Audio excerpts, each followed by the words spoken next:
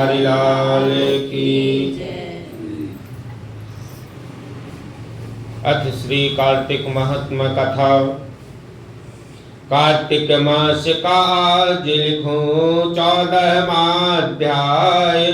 श्री हरि कृपा करे श्रद्धा प्रेम बढ़ाए। हे राजन, इस प्रकार उसको धर्म पूर्वक राज्य करते देखकर देवता क्षुब्ध हो गए।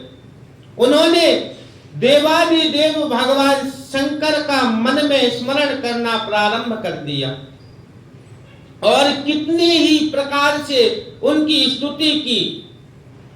तब भक्तों की कामना पूरी करने वाले भगवान जी ने नारद जी को बुलाकर देव कार्य करने की इच्छा से उनको देवपुरी भेजा। नारद जी भगवान शंकर की आज्ञा से देवपुरी में गए। इंद्र आदि सभी देवता ने उठकर नारद जी की स्तुति करने लगे। उत्कंठा भरी दृष्टि से सबने नारद जी की ओर देखा। अपने सब दुखों को कहकर उन्हें नाश करने की प्रार्थना की। तब नारद जी ने कहा, मैं सब कुछ जानता हूं, इसलिए अब मैं दैत्यराज जलंधर के पास जा रहा हूं। ऐसा कह देवताओं को आश्वासन देकर नारद जी भी जलंधर की सभा में आए। जलंधर ने नारद जी के चरणों की पूजा कर मुस्कुराते हुए पूछा, हे ब्राह्मण, कहिए आप कहां से आ रहे हैं? मेरे योग्य जो कोई सेवा हो उसके लिए आप मुझे आज्ञा दीजिए। नारद जी बोले कि हे दानवराज, आप धन्य हो, क्योंकि इस समय सब रत्नों के भोक्ता आप ही हो। हे दैत्य श्रेष्ठ, अब आप मेरे आगमन का कारण सुनिए। हे दैत्यराज, मैं स्वेच्छा से सैकड़ों कामधेनुओं को घूमते हुए देखा तथा यह भी देखा कि वह वन चिंतामणि से प्रकाशित सर्वांग सुंदर गौरव वर्ण त्रिनेत्र और मस्तक पर चंद्रमा धारण किए हुए हैं। यह देखकर मुझे बड़ा आश्चर्य हुआ कि इनके समान समृद्धिशाली त्रिलोक में कोई है या नहीं। हे दैत्यराज, उसी समय मुझे आपकी भी समृद्धि का स्मरण हो गया और उसे देखने की इच्छा से आपके पास आया हूं। यह सुन जलंधर को बड़ा हर्ष हुआ। उसने नारद जी को अपनी सब समृद्धि दिखा दी। उसे देखकर देवताओं का कार्य करने के इच्छुक शिव प्रेरित नारद ने जलंधर की बड़ी प्रशंसा की और कहा, निश्चय ही आप त्रिलोकपति होने के योग्य थे। आपके लिए ऐसी कोई विचित्र बात नहीं है। मैं देखता हूं कि आपके पास सब कुछ है, किसी बात की कमी नहीं। ऐरावत, उच्च सर्वा घोड़ा, कल्प वृक्ष और कुबेर की निधि आपके पास है। मणियों में और रत्नों में भी ढेर आपके पास लगे हुए हैं। ब्रह्मा का हंस युक्त विमान भी आपके पास है और ध्रुवलोक, पाताल और पृथ्वी पर जितने भी रत्न आदि हैं वह सब आपके पास ही तो हैं। मैं आपके इस प्रकार के रत्न ऐश्वर्य को देखकर बड़ा प्रसन्न हूं, परंतु आपके पास कोई स्त्री नहीं है, इसलिए आपका यह सब कुछ फीका है। आप कोई स्त्री रत्न ग्रहण करो। नारद जी के इस प्रकार के वचन सुनकर दैत्य काम से व्याकुल हो गया। उसने नारद जी से पूछा, ऐसी स्त्री कहाँ मिलेगी जो सब रत्नों में श्रेष्ठ हो? यदि ऐसा रत्न कहीं मिले तो मैं उसे अवश्य लाऊंगा। देवर्षि नारद बोले, ऐसा रत्न तो कैलाश पर्वत पर योगी पुरुष शंकर के पास ही है। उनकी सर्वांग सुंदर पत्नी देवी पार्वती बहुत ही मनोहर है। उनके समान सुंदरी मैंने आज तक नहीं देखी। शंकर जी से बढ़कर समृद्धिवान दूसरा कोई नहीं है। उनके इस रत्न जैसा तीनों लोकों में कहीं पर भी नहीं है। तभी तो परम विरक्त आत्माराम शंकर भी उनके वश में हो गए। देवर्षि नारद उस दैत्य से ऐसा कहकर अन्य कार्य करने की इच्छा से आकाश मार्ग से चले गए और जाने लगे अपना श्रीमन नारायण नारायण का भजन करते हुए आकाश में चले गए। बोलिए वृंदावन बिहारी लाल की, कार्तिक महात्मा की। आप सभी को दीपावली के पावन पर्व की बहुत शुभकामनाएं, बहुत मंगल कामनाएं। भगवती माता लक्ष्मी आप सभी के घर में निवास करें, स्थिर रूप से निवास करें। अपनी कृपा दृष्टि, अपनी दया दृष्टि हमेशा आप लोगों के ऊपर, आप लोगों के परिवार के ऊपर बनाए रखें। और दीपावली पूजा कैसे करें? इस दिन लक्ष्मी पूजन का विशेष विधान है। ब्रह्म पुराण के अनुसार इस दिन अर्धरात्रि के समय लक्ष्मी महारानी सदगृहस्थों के मकानों में यत्र तत्र विचरण करती हैं। इसलिए इस दिन घर बाहर को खूब साफ सुथरा करके सजाया संवारा जाता है। दीपावली मनाने से श्री लक्ष्मी जी प्रसन्न होकर स्थायी रूप से निवास करती हैं। कहते हैं कार्तिक अमावस्या को भगवान श्री रामचंद्र जी भी 14 वर्ष वनवास भोग कर तथा आसुरी वृत्तियों के प्रतीक रावण आदि का संहार करके अयोध्या लौटे थे। अयोध्या वासियों ने श्री राम के राज्यारोहण पर दीप मालाएं जलाकर महोत्सव मनाया था। इसलिए हिंदुओं के प्रमुख त्योहारों में से दीपावली भी प्रमुख है। इस दिन उज्जैन सम्राट विक्रमादित्य का राज्य तिलक भी हुआ था। विक्रमी संवत का आरंभ भी तभी से माना जाता है। अतः यह एक नए वर्ष का प्रथम दिन भी।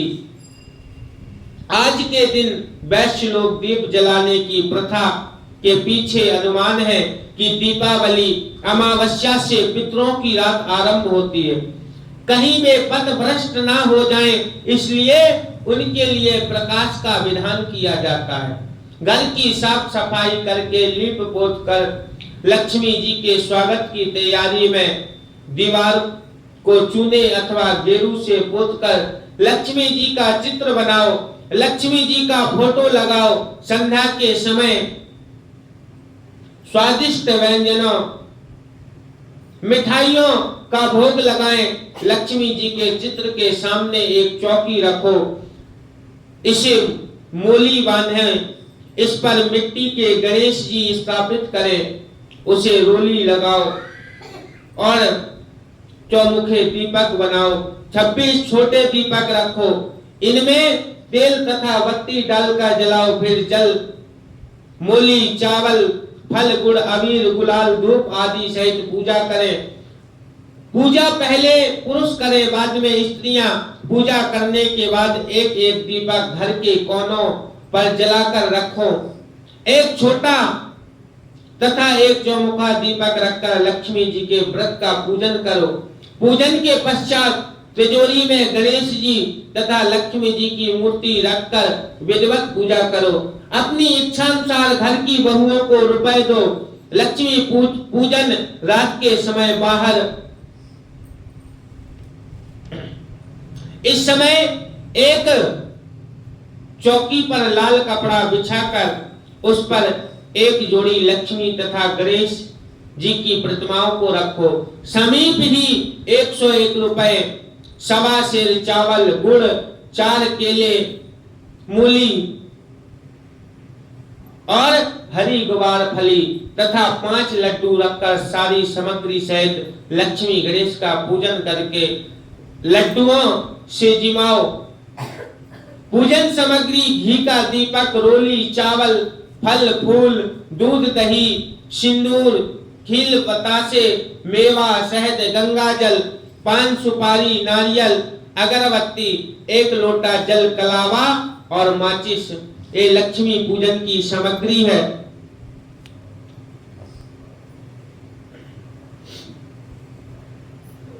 एक नगर में एक सेठ रहता था। सौभाग्य की देवी लक्ष्मी जी की उस पर बड़ी कृपा थी। उसका पुत्र पौत्र आदि से भरपूर परिवार था। घर में राम लक्ष्मण जैसे बेटे और सीता सावित्री जैसी बहुएं थी। धन धान्य और संपत्ति से भी भरपूर था। उसके यहाँ किसी चीज का अभाव नहीं था। मगर पिछले कुछ समय से सेठ की धार्मिक आस्था कुछ कम होती जा रही थी। उसके मन में लोभ लालच की मात्रा बढ़ने लगी। इससे माता लक्ष्मी रुष्ट हो गई और एक रात उन्होंने सेठ को स्वप्न में दर्शन देकर कहा कि हे सेठ, अब तक तुझ पर मेरी भरपूर कृपा थी, किंतु अब मैं तुझसे रुष्ट होकर तेरे घर से जा रही हूं। सेठ बोला, हे मां, आप मुझसे रुष्ट क्यों हैं? सेठ के पूछने पर माता लक्ष्मी ने कहा, इसलिए कि अब तेरे मन में लोभ लालच बढ़ गया, किंतु जाने से पहले मैं तुझे एक वरदान देना चाहती हूँ, तेरी जो इच्छा हो मांग ले। सेठ ने कहा, हे माँ, मुझे कुछ समझ नहीं आ रहा कि मैं क्या मांगू। कृपा करके आप मुझे एक दिन का समय दें ताकि मैं अपने परिजनों के परामर्श से आपसे कुछ मांग सकूं। कृपा करके आप मेरे घर एक दिन और निवास कर लें। लक्ष्मी जी सेठ की यह प्रार्थना स्वीकार करती हैं। सुबह होते ही सेठ ने अपने पूरे परिवार को एकत्रित करके अपने बेटे और बहुओं को स्वप्न का पूरा हाल कह सुनाया। परिवार के सभी लोगों ने अपने अपने ज्ञान के अनुसार परामर्श दिया। फिर सेठ जी को माँ लक्ष्मी से क्या मांगना चाहिए। किसी ने कहा हीरे जवाहरात मांग लो, किसी ने कहा महल मांग लो, कि परंतु सेठ की सबसे छोटी बहू बहुत बुद्धिमान थी। उसने कहा, पिताजी, यदि लक्ष्मी जी हमारे यहाँ से जाना चाहती हैं तो फिर उनके हीरे जवाहरात या महल भवन कब तक टिक पाएंगे? उनके जाते ही सब मिट्टी में मिल जाएंगे। मेरे ख्याल से आप लक्ष्मी जी से कुछ ऐसा मांगो कि मजबूर होकर वे हमारे घर से जाने का विचार ही त्याग दें। छोटी बहू का सुझाव सुनकर सेठ जी की आंखों में चमक आ गई। उन्होंने पूछा, ऐसा क्या मांगू बेटी, बता। सच कहूं तो इस विषय में मेरी तो अकल काम नहीं कर रही। तू जो कहेगी मैं लक्ष्मी जी से वही मांगूंगा। बस वे मेरे घर में स्थिर रहे। छोटी बहू बोली, तो सुनिए पिताजी, हमारे घर में आपस में प्यार बना रहे। आप मां लक्ष्मी से यही वरदान मांग ले कि कैसी भी परिस्थिति हो, हमारे परिवार का आपसी प्रेम कभी खत्म ना हो, लेकिन ये वरदान तो रात्रि में मिलेगा। इससे पहले दिन मैं अभी से आप अपना धन लोक हित के कार्यों में लगा दें। कुएं, बावड़ी, गौशाला, अर्थशास्त्र और पाठशालाएं तथा अनाथालय आदि बनवाने में अपना धन व्यय करके पुण्य संचित कर लें। यदि लक्ष्मी जी की कृपा ना रही तो यह कृत्य भी नहीं हो सकेगा। सेठ छोटी बहू के परामर्श से बहुत प्रभावित हुआ और अपने बेटों के सहयोग से शाम होते होते उसने अपनी कुल संपत्ति का आधे से भी अधिक भाग परोपकार में लगा दिया। और जब रात्रि में लक्ष्मी जी उसके स्वप्न में आई तो उसने उनसे वही वरदान मांगा जैसा कि छोटी बहू ने कहा था। तब लक्ष्मी जी हंसकर बोली, सेठ, आज तुमने जो काम किए हैं उस वजह से मैं तुमसे बहुत प्रसन्न हूं। मैं तुम्हें वर देती हूं कि जब तक तुम्हारे परिवार में प्यार और स्नेह बना रहेगा, जब तक तुम और तुम्हारे पुत्र पुत्रादि लोक कल्याण के कार्य करते रहेंगे, तब तक मैं तुम्हारे घर से नहीं जाऊंगी। इस प्रकार सेठ सारा जीवन धार्मिक कार्य करता हुआ धन धान से परिपूर्ण होकर और सभी सुख भोगकर स्वर्ग को प्राप्त हुआ। संसार में जो भी व्यक्ति धार्मिक भावना रखते हुए अपनी संपत्ति को लोक कल्याण के कार्यों में करेंगे, वे सुख भोगकर सुख शांति को प्राप्त होंगे। और आप लोगों के घर में भी भगवती माँ लक्ष्मी स्थिर रूप से निवास करें और अपनी कृपा दृष्टि दया दृष्टि परिवार में सुख समृद्धि बनाए।